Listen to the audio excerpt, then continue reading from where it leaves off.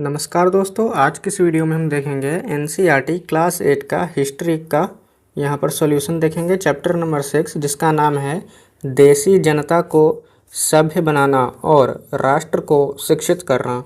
तो चलिए यहाँ पर हम सबसे पहले जो की पॉइंट्स है, मुख्य बिंदु, उन्हें हम देख लेते हैं। तो यहाँ पर पहला पॉइंट हमारा कह रहा है 1791 में बनारस में हिंदू कॉलेज की स्थापना हुई। अगला पॉइंट, विलियम जोन्स 1783 में कलकत्ता आए। नेक्स्ट पॉइंट, जोन्स और कोलब्रुक भारत के प्रति एक खास रवैया रखते थे। वे भारत और पश्चिमी दोनों की प्राचीन संस्कृतियों के प्रति गहरा आदर भाव रखते थे। नेक्स्ट पॉइंट, अंग्रेजी शिक्षा अधिनियम 1835 में पारित किया गया। Next point, William Jones, Henry Thomas, Colebrooke तथा नथानियल होल्डेड ने एशियाटिक सोसाइटी ऑफ बंगाल की स्थापना की। नेक्स्ट पॉइंट, एशिया की भाषा और संस्कृति का गहन ज्ञान रखने वाले लोगों को प्राच्यवादी कहा जाता है। नेक्स्ट पॉइंट, 1854 के नीति पत्र के बाद अंग्रेजों ने कई अहम कदम उठाए। नेक्स्ट पॉइंट, सरकारी शिक्षा विभागों का गठन किया गया ताकि शिक्षा संबंधी सभी मामलों पर सरकार का नियंत्रण स्थापित किया जा सके।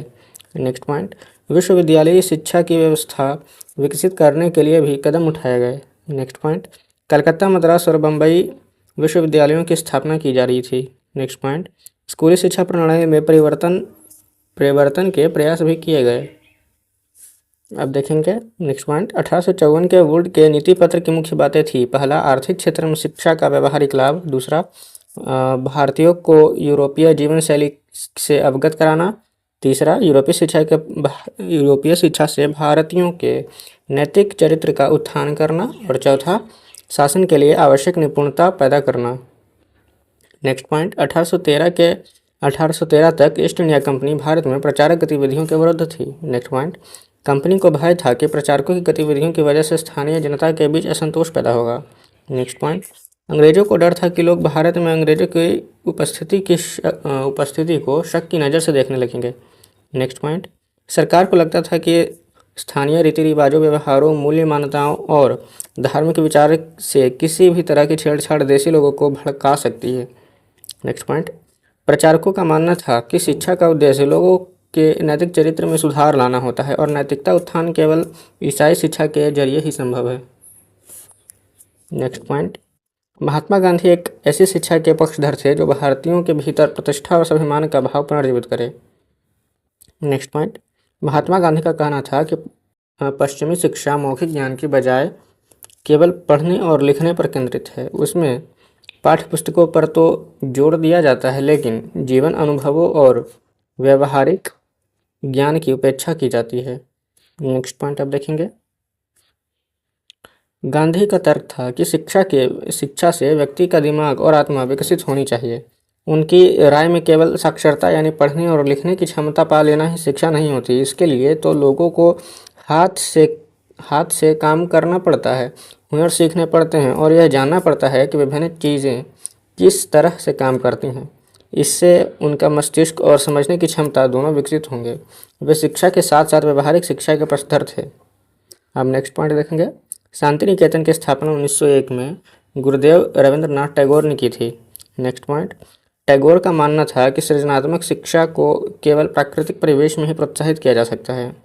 नेक्स्ट, इसलिए उन्होंने कलकत्ता से 100 किलोमीटर दूर तक ग्रामीण परिवेश में अपना स्कूल खोलने का फैसला लिया। उन्हें यह जगह निर्मल शांति से भरी शांति निकेतन दिखाई दी, जहां प्रकृति के साथ जीते हुए बच्चे अपनी स्वाभाविक सृजनात्मक मेध को और विकसित कर सकते थे। अब देखेंगे यहाँ पर नेक्स्ट पॉइंट, टैगोर को ऐसा लगता था मानो स्कूल कोई जेल हो, क्योंकि वहाँ बच्चे मनचाहा कभी नहीं कर पाते थे। नेक्स्ट पॉइंट, कलकत्ता के अपने स्कूल जीवन के अनुभवों ने शिक्षा के बारे में टैगोर के विचारों को काफ़ी प्रभावित किया। यही कारण था कि रविंद्रनाथ टैगोर को शांति निकेतन की स्थापना करनी पड़ी। नेक्स्ट पॉइंट, महात्मा गांधी अंग्रेजी भाषाओं के बजाय भारतीय भाषाओं में शिक्षा चाहते थे और वे पश्चिमी सभ्यता और मशीनों व प्रौद्योगिकी की उपासना से कट्टर आलोचक थे, जबकि टैगोर आधुनिक पश्चिमी सभ्यता और भारतीय परंपरा के श्रेष्ठ तत्व का सम्मिश्रण चाहते थे। नेक्स्ट पॉइंट, अंग्रेजी शिक्षा अधिनियम 1870 में लागू किया गया। अब चलिए यहाँ से हम देखेंगे अभ्यास के प्रश्न। तो यहाँ पर पहला कह रहा है हमारा निम्नलिखित के जोड़े बनाएं। तो सीधा इसके उत्तर पर आते हैं। विलियम जोन्स को हम मिलान करेंगे। प्राचीन संस्कृतियों का सम्मान, रविन्द्रनाथ टैगोर को मिलाएंगे गुरु से, फिर टॉमस मैकाले को मिलाएंगे अंग्रेजी शिक्षा को प्रोत्साहन से, फिर महात्मा गांधी को मिलाएंगे अंग्रेजी शिक्षा के विरोध से, पाठशालाएं को मिलाएंगे हम प्राकृतिक परिवेश में शिक्षा से। चलिए आगे बढ़ते हैं। प्रश्न संख्या 2, निम्नलिखित में से सही या गलत बताएं। पहला, जेम्स मिल प्राच्यवादियों के घोर आलोचक थे, जो कि हमारा बिल्कुल सही कथन है। दूसरा, 1854 के शिक्षा संबंधी डिस्पैच में इस बात पर जोर दिया गया था कि भारत में उच्च शिक्षा का माध्यम अंग्रेजी होना चाहिए, जो कि हमारा सही कथन है। तीसरा, महात्मा गांधी मानते थे कि साक्षरता बढ़ाना ही शिक्षा का सबसे महत्वपूर्ण उद्देश्य है, जो कि गलत है। चौथा, रविंद्रनाथ टैगोर को लगता था कि बच्चों पर सख्त अनुशासन होना चाहिए, जो कि गलत कथन है। चलिए देखते हैं अब तीसरा नंबर प्रश्न, विलियम जोन्स को भारतीय इतिहास, दर्शन और कानून का अध्ययन क्यों जरूरी दिखाई देता था। तो उत्तर देखेंगे कि भारत और पश्चिम दोनों की प्राचीन संस्कृतियों के प्रति गहरा आदर भाव रखते थे। उनका मानना था कि भारतीय सभ्यता प्राचीन काल में अपने वैभव के शिखर पर थी, परंतु बाद में उनका पतन होता चला गया। उनकी राय में भारत को समझने के लिए प्राचीन काल में लिखे गए यहाँ के पवित्र और कानूनी ग्रंथों को खोजना व समझना बहुत जरूरी था। उनका मानना था कि हिंदुओं और मुसलमानों के असली विचारों व कानूनों को उन्हीं रचनाओं के जरिए समझा जा सकता है और इन रचनाओं के पुनः अध्ययन से भारत के भावी विकास का आधार पैदा हो सकता है। अब देखेंगे चौथा नंबर प्रश्न, जेम्स मिल और टॉमस मैकाले ऐसा क्यों सोचते थे कि भारत में यूरोपीय शिक्षा अनिवार्य है।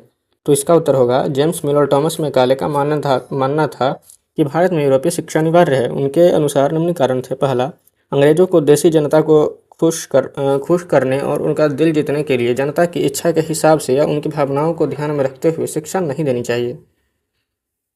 दूसरा, उनकी राय में शिक्षा के जरिए उपयोगी और व्यवहारिक चीज़ों का ज्ञान दिया जाना चाहिए। तीसरा, भारतीयों को पूर्वी समाज के काव्य और धार्मिक साहित्य के बजाय यूरोपीय शिक्षा में ज्ञान देना चाहिए। चलिए प्रश्न संख्या 5 पर अब आते हैं। महात्मा गांधी बच्चों को हस्तकलाएं क्यों सिखाना चाहते थे। तो इसका उत्तर होगा, महात्मा गांधी का मानना था कि पश्चिमी शिक्षा मौखिक ज्ञान के बजाय केवल पढ़ने और लिखने पर केंद्रित है। उसमें पाठ्य पुस्तकों पर तो जोर दिया जाता है, लेकिन जीवन अनुभवों और व्यावहारिक ज्ञान की उपेक्षा की जाती है। उनकी इस बात के पीछे निम्न तर्क थे। पहला, शिक्षा से व्यक्ति का दिमाग और आत्मा विकसित होनी चाहिए। दूसरा, उनकी राय में केवल साक्षरता यानी पढ़ने और लिखने की क्षमता पा लेना ही शिक्षा नहीं होती। तीसरा, उनका मानना था कि इसके लिए तो लोगों को हाथ से काम करना पड़ता है, हुनर सीखने पड़ते हैं और यह जानना पड़ता है कि विभिन्न चीज़ें किस तरह काम करती हैं। और चौथा, इससे उनका मस्तिष्क और समझने की क्षमता दोनों विकसित होते हैं। चलिए प्रश्न संख्या 6 पर आते हैं। महात्मा गांधी ऐसा क्यों चाहते थे कि अंग्रेजी शिक्षा ने भारतीयों को गुलाम बना दिया है। तो इसका उत्तर होगा, महात्मा गांधी एक ऐसी शिक्षा के पक्षधर थे जो भारतीयों के भीतर प्रतिष्ठा और स्वाभिमान का भाव पुनर्जीवित करे। राष्ट्रीय आंदोलन के दौरान उन्होंने विद्यार्थियों से आह्वान किया कि वे शिक्षा संस्थानों को छोड़ दें और अंग्रेजों को बताएं कि अब वे गुलाम बने रहने के लिए तैयार नहीं हैं। महात्मा गांधी की दृढ़ मान्यता थी कि शिक्षा केवल भारतीय भाषाओं में ही दी जानी चाहिए। उनके मुताबिक अंग्रेजी में दी जा रही शिक्षा भारतीयों को अपाहिज बना देती है। उसने उन्हें अपने सामाजिक परिवेश से काट दिया है और उन्हें अपनी ही भूमि पर अजनबी बना दिया है। उनकी राय में विदेशी भाषा बोलने वाले स्थानीय संस्कृति से घृणा करने वाले अंग्रेजी शिक्षित भारतीय अपनी जनता से जुड़ने के तौर तरीके भूल चुके थे। तो चलिए दोस्तों, इसी के साथ हमारा यहाँ पर चैप्टर नंबर 6 समाप्त होता है और मिलेंगे हम नेक्स्ट वीडियो में चैप्टर नंबर 7 के सॉल्यूशन के साथ। तब तक के लिए धन्यवाद।